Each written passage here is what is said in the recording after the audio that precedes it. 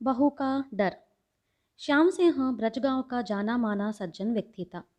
उसने अपने पुत्र सूरज सिंह का विवाह पड़ोसी गांव की एक सुंदर सुशील लड़की स्वर्णलता से किया।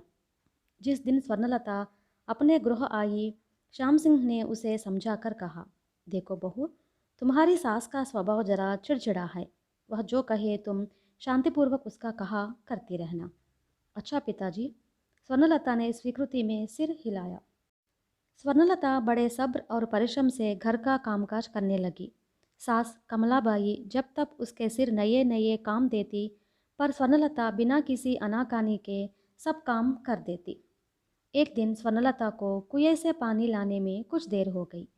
कमलाबाई खींच कर दरवाजे पर पहुंची और बोली, बहू, एक पानी भरने में ही इतनी देर लगाएगी तो कैसे काम चलेगा?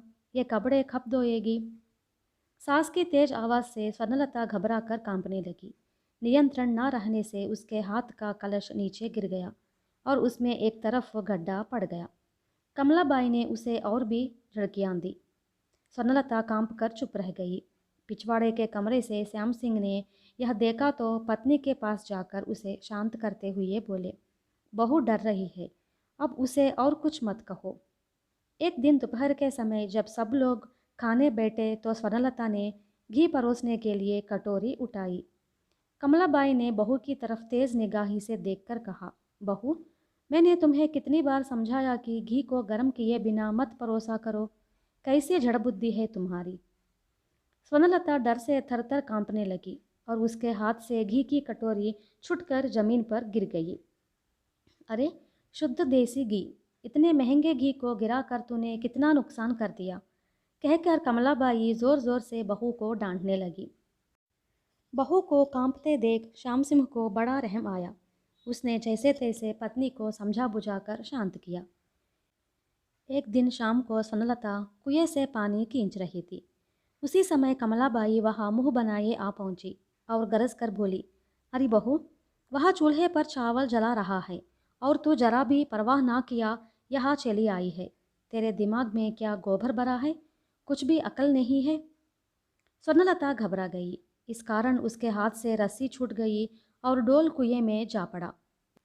उसके पति सूरज सिंह ने कांटा लाकर डोल को कुएं से निकाला। दूसरे दिन सवेरे स्वर्णलता ने दोनों गायें दुही और दूध का भरा हुआ बर्तन लेकर अंदर आने लगी। तभी चिड़चिड़ करती सास सामने आ गई और बोली, अरे बहू, तुझे कितनी बार समझाया कि सबसे पहले पशुओं को सानी डाल दिया कर, पर तू अपनी आदत छोड़ने वाली नहीं है। सास की चिल्लाहट सुनकर स्वर्णलता डर गई और घबराहट में दूध का भरा बर्तन उसके हाथ से छूट पड़ा। बाहर से घर के अंदर आ रहे श्याम सिंह ने इस दृश्य को देखा तो बहू से पूछा, स्वर्णा, उस दिन तुमने कलश गिरा दिया, फिर घी की कटोरी नीचे गिरा दी, कुएं में डोल डाल दिया और अब दूध गिरा दिया।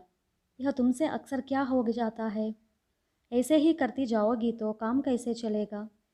स्वर्णलता ससुर की बातें सुनकर और घबरा गई। सिर झुकाकर धीरे स्वर में बोली, पिताजी, जब कोई मुझे डांटता है तो मैं डर कर कांपने लगती हूँ। उस वक्त कुछ न कुछ गलती हो जाती है। मैं क्या करूँ? श्याम सिंह ने अपनी पत्नी से कहा, तुम जब तक बहू को डांट मारते हो, रोज़ कुछ न कुछ नुकसान हो जाता है। तुम अपने क्रोध पर काबू नहीं रख सकती? कमलाबाई नाराज होकर वहाँ से मुंह बनाकर चली गई। दूसरे दिन कमलाबाई की पड़ोसिन कांताबाई किसी काम से उसके घर आई। दोनों बाहर बैठकर बातें करने लगी। कमलाबाई ने आवाज़ देकर स्वर्णलता से पानी लाने के लिए कहा। स्वर्णलता अंदर गई। पानी लाने में कुछ देर हो गई।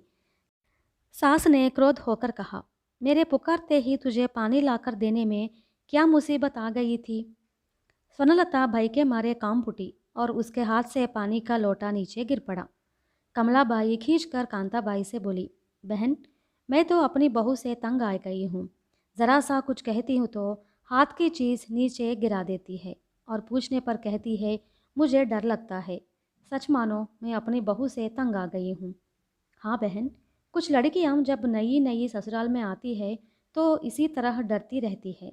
इससे घर की चीज़ों का नुकसान भी होता है और मन भी घबरा होता है। मैं तो ऐसा सोचती हूँ कि हमें अपने क्रोध पर काबू रखना चाहिए और नरमी से काम लेना चाहिए। इससे यह समस्या अपने आप हल हो जाएगी, कांताबाई ने समझाया।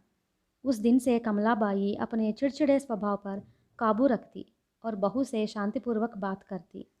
बहू के कारण कमलाबाई में हुए परिवर्तन को देखकर श्याम सिंह बहुत प्रसन्न हुआ। स्वर्णलता बड़ी समझदार थी। उसने अपनी सास के स्वभाव को बदलने के लिए डर कर कांपने का तरीका अपनाया था। इसमें उसका पति सूरज सिंह भी साथी था।